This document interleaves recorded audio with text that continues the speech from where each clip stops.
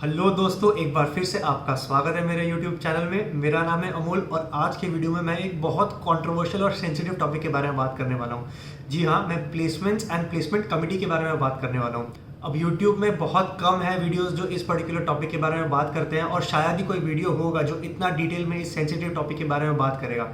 लेकिन मैं चाहता हूँ, क्योंकि मेरी ऑडियंस मेरे वीडियोस को देखती है regularly and they are aspiring to convert some good institutes for their MBA. So they should know what actually is happening in those business schools in terms of placement and what are the sort of things that they are going to experience in this regard once they join their favorite business school. So this video is going to contain a lot of dark secrets and a lot of insider information. So मैं चाहता हूँ कि इस video को आप बिल्कुल and तक देखिए। अब सबसे पहले मैं आपको बताता हूँ कि कॉलेज की प्लेसमेंट कमेटी क्या होती है। अब हर इंस्टीट्यूट में जो टॉप MBA कॉलेजेस होते हैं उसमें एक कमेटी होती है which is a group of 15 to 20 students.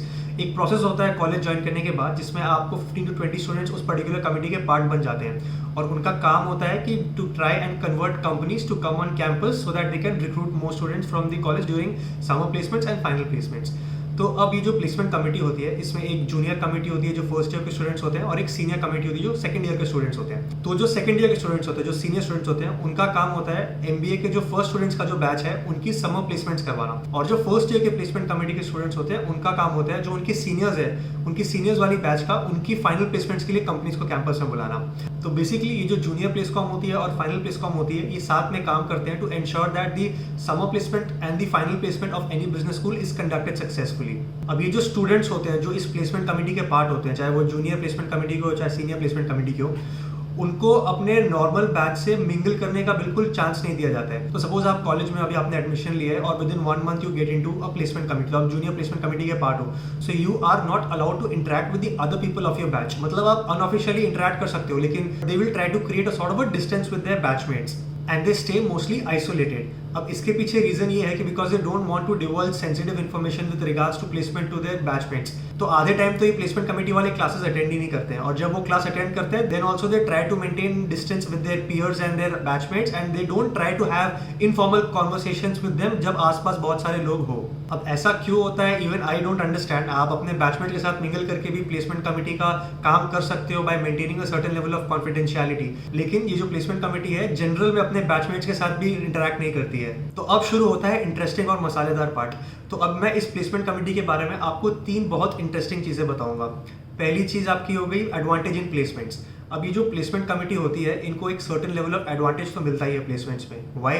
क्योंकि यही वो लोग हैं जो कंपनी से बात कर रहे होते हैं and they try to convince the organisations to come into the campus and recruit people from their college. तो इनको एडवांस में ही पता चल जाता है कि कौन कौन सी कंपनी कैंपस में आ रही है। और जो बाकी का बैच है they don't even get to know which companies are visiting the campus for placement until and unless the placement week actually begins. तो ये एक क्लियर कट एडवांटेज मिलता है प्लेसमेंट कमेटी के स्टूडेंट्स को। अब एक और चीज होती है एलिजिबिलिटी क्राइटेरिया। ठीक है, जब भी कोई कंपनी कैंपस में आती है तो ऑब्वियसली बात है बैच साइज अराउंड 200, 250, 300 होता है। अगर आप स्पेशलाइजेशन स्पेसिफिक भी ले तो हर स्पेशलाइजेशन में अराउंड 60 से 70 स्टूडेंट्स होते हैं। तो ऑब्वियसली कोई कंपनी अगर कैंपस में आ रही है तो 70 के लोगों का इंटरव्यू तो लेगी नहीं, तो उनके पास बेसिकली पहले एक शॉर्टलिस्टिंग क्राइटेरिया होता है। तो ये जो प्लेसमेंट कमेटी मेंबर्स है इनको शॉर्टलिस्टिंग क्राइटेरिया के बारे में पता होता है और जो बाकी के स्टूडेंट्स हैं उनको शॉर्टलिस्टिंग क्राइटेरिया के बारे में कोई आइडिया ही नहीं होता है। तो ये जो प्लेसमेंट कमेटी होती है वो पहले ही स्टूडेंट्स को शॉर्टलिस्ट करके डायरेक्टली मेल भेजती है। तो जिन स्टूडेंट्स को वो ईमेल आता है उनको पता चल जाता है कि वो शॉर्टलिस्ट हुए, लेकिन जिन स्टूडेंट्स को वो मेल जाता ही नहीं है they are left in complete darkness कि उनको समझ में नहीं आता है कि एलिजिबिलिटी क्राइटेरिया क्या था and why they were not able to receive that shortlist in that company. अब ऐसे में बहुत सारे कॉर्पोरेट कॉम्पिटिशन्स भी होते हैं जो कंपनीज ऑर्गेनाइज कराती है। ठीक है, और काफी सारे ऐसे कॉम्पिटिशन्स में ऐसा होता है कि जो सबमिशंस एंड सॉल्यूशंस होते हैं, जो पूरे बैच के सबमिशंस एंड सॉल्यूशंस होते हैं, they ask them to send those solutions to the email ID of the placement committee. And ऐसे में I don't know what they do but they do have access to all the cases and the solution of what the other batchmates have said to them, so they may or may not have a look at them and change their own solutions accordingly. I am not sure ऐसा होता है कि नहीं, but since they are receiving those solutions from the other batchmates I am assuming that एक certain level of biasness तो इसमें भी आ ही जाता है। And these competitions are extremely important क्योंकि जो इन कॉम्पिटिशन्स के विनर्स होते हैं they get pre placement interview calls and once you convert those interview calls you get really good job opportunities. और जैसा कि मैंने आपको बताया जो जूनियर प्लेसमेंट कमेटी होती है वो सीनियर बैच की प्लेसमेंट कराती है और जो सीनियर प्लेसमेंट कमेटी होती है वो जूनियर बैच की प्लेसमेंट कराती है समर प्लेसमेंट पे, राइट। तो जब भी कोई एक स्पेसिफिक टाइम का प्लेसमेंट प्रोसेस हो रहा होता है, सपोज समर प्लेसमेंट प्रोसेस हो रहा है और जो फर्स्ट ईयर के जो MBA स्टूडेंट्स हैं जो प्लेसमेंट कमेटी में भी काम कर रहे हैं उनको भी ये प्रोसेस में बैठना है, तो ये जो सीनियर प्लेसमेंट कमेटी के लोग हैं इनका बहुत मैसिव सपोर्ट रहता है to help their committee members in the junior committee get placed at a more faster pace and getting into more better companies as compared to the rest of the batch. Obviously, they try to ensure कि लोगों को पता ना चले इस बारे में, but obviously अगर आप उस एंड में बैठे हो तो आपको समझ में आ जाता है कि किस बंदे को ज़्यादा शॉर्टलिस्ट आ रहे हैं, किस बंदे को बिल्कुल भी शॉर्टलिस्ट नहीं आ रहे हैं. मतलब आई डोंट हैव एनी क्वाल्म्स कि ऑब्वियसली अगर वो सीनियर है तो अपने जूनियर की हेल्प करने की कोशिश करेंगे, बट इसके कारण जो बैच के जो बाकी मेंबर्स हैं उनका नुकसान नहीं होना चाहिए, राइट. आप अगर सेम ही बंदे को बार बार नए नए कंपनी के प्रोसेस में भेजो और वो कन्वर्ट ही नहीं कर पा रहा है और कोई दूसरा बंदा है बैच का जो मे बी वो कंपनी की प्रोसेस में बैठ के उस कंपनी को कन्वर्ट कर लेता, तो it is a missed opportunity both for that candidate as well as for the institute. तो ऐसे और भी कुछ एडवांटेजेस होते हैं जो प्लेसमेंट कमेटी एंजॉय करती है वो other members of the batch, and these are pretty evident once you join the business school. So I wanted you to be aware of it कि ऐसी चीजें स्कूल में होती है, ताकि आप जब एक कॉलेज में एंटर करो, कॉलेज में जाओ, प्लेसमेंट प्रोसेस में बैठो तो आपको एक at the back of mind आपको पता है कि ये सब चल रहा है. वरना बहुत लोगों को क्या होता है कि they are left in absolute darkness, उनको पता ही नहीं चलता है कि ये सब चीजें भी होती है and they are in for shocker when they go in and realise कि सच थिंग्स हैपन. सेकंड चीज जिसके बारे में मैं बात करना चाहूंगा वो है the autonomy given to the placement committee. अभी जो प्लेसमेंट कमेटी के मेंबर्स हैं, जैसा कि मैंने आपको पहले भी बताया, बहुत सारे केस स्टडी कॉम्पिटिशन के जो सोल्यूशंस होते हैं वो बैचमेट्स इनकी ईमेल आईडी में भेजते हैं ताकि वो कंपनी को सबमिट कर सके at the end of it. जो बाकी बैचमेट्स का सीवी भी होता है, they have to get those CVs vetted by the placement committee and then only they will get a hard copy, approved copy of that particular CV, and that CV only they have to use for the entire placement process. मतलब एक बार आपकी CV आपने placement committee को दे दी, then you will not be able to change any matter in that particular CV no matter how much you want to. End of course, and जैसा कि मैंने आपको पहले भी बताया, जो ऑपरेशनली ये जो प्लेसमेंट प्रोसेस कंडक्ट होते हैं कॉलेजेस में वो भी junior and senior placement committee मिलकर करती है. तो ऑब्वियसली बात ये है कि अगर एक पर्टिकुलर सेट ऑफ स्टूडेंट्स को 15 से 20 लोग के स्टूडेंट्स को ऐसी ऑटोनॉमी मिली हुई है तो लॉजिस्टिकली भी ऐसी कोशिशें करेंगे कि उनके कमेटी के लोग पहले प्लेस हो as compare to the other members of the batch. एक और पोजीशन ऑफ ऑटोनॉमी जो इस प्लेसमेंट कमेटी को दी जाती है, that is the permission to conduct batch meets and then to start blacklisting students in case any of them are defaulting in any case और the other. Defaulting का example मैं बताता हूँ. सपोज प्लेसमेंट कमेटी ने batch meet conduct की, उन्होंने time दिया batch meet का 10:15. अब कोई स्टूडेंट अगर 10:16 में आता है तो ये स्टूडेंट डिफॉल्टेड हो जाता है, और ऐसे 3 डिफॉल्ट अगर स्टूडेंट करता है तो they will not be allowed to sit in a particular day of a placement. यानी कि डे -1 में जो 3-4 अच्छी कंपनीज आ रही है उन कंपनीज में उस ब्लैकलिस्टेड स्टूडेंट को बैठने का मौका ही नहीं मिलेगा. I don't understand why they do this, but ऐसा होता है कॉलेजेस में. एक और एग्जांपल बताता हूँ. सपोज किसी प्लेसमेंट कमेटी ने बैच मीट बुलाया और या तो किसी कंपनी का गेस्ट लेक्चर या प्री प्लेसमेंट टॉक चल रहा है. सपोज वो स्टूडेंट आया और उसने एकदम 100% तरीके से शेविंग नहीं किया, he has a little bit of stubble on his face.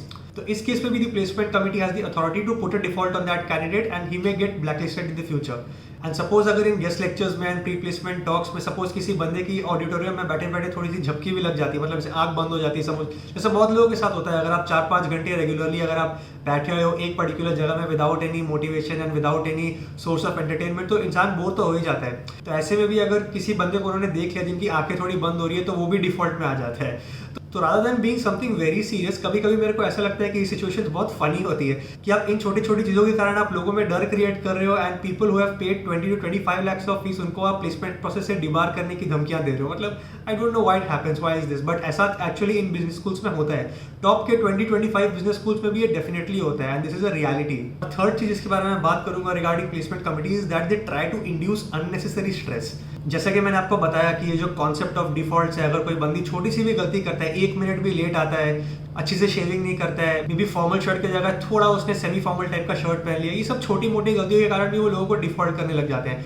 And the worst part is की जो कॉलेज का जो मैनेजमेंट है, जो डायरेक्टर है, वो भी इन कमिटीज का सपोर्ट करती है in terms of this, because they also want कि ये जो डिसिप्लिन है वो एकदम अच्छे तरीके से मेंटेन हो. अब डिसिप्लिन मेंटेन करने के बहुत सारे तरीके हो सकते हैं, but inducing fear and unnecessary stress is definitely not one of the ways to do so. जब प्लेसमेंट कमेटी कोई बैच में अटेंड करती है तो वहाँ पे एक बड़ा अजीब सा डर का माहौल रहता है. आई एम नॉट श्योर लोग क्यों डरते हैं इस चीज़ के बारे में, बट फिर भी just because placement is on the line, obviously किसी स्टूडेंट ने लोन लिया हुआ है 20-25 लाख का, their placement and their career is on the line, इसलिए they have to forcefully abide by whatever this particular placement committee and the college authorities are saying. But अगर आप इसको थोड़े प्रोग्रेसिव एंड डिफरेंट लेंस से देखें तो इन सब चीज़ों को करने की बिल्कुल जरूरत नहीं है. Without inducing unnecessary stress and anxiety also आप एक सेंस ऑफ डिसिप्लिन स्टूडेंट्स में इंस्टिल कर सकते हो. ऑब्वियसली वहाँ पे जितने भी स्टूडेंट है सब 24 to 27 और 30 साल के भी लोग हैं वहाँ पे जो अपने करियर को लेकर एक्चुअली में सीरियस है. उन्होंने लोन लेके वहाँ पे आए हैं पढ़ाई करने करने के लिए और अच्छे जॉब लेके आने के लिए? Why would they want to fool around and play with their careers, right? So yes, these are some of the things that I wanted to alert you about that happens in top business schools of India. बहुत सारे IIMs में and top private colleges भी ऐसी चीज़ें होती है. I fail to understand why these things happen, but yes, these things do happen. So you should better be prepared for it whenever you join any of these business schools. अगर आपको इस particular topic से या और भी कोई specific related topic के बारे में कोई क्वेरीज है तो do put a comment in the comment section below, hit that like button and do subscribe my channel for more videos like this.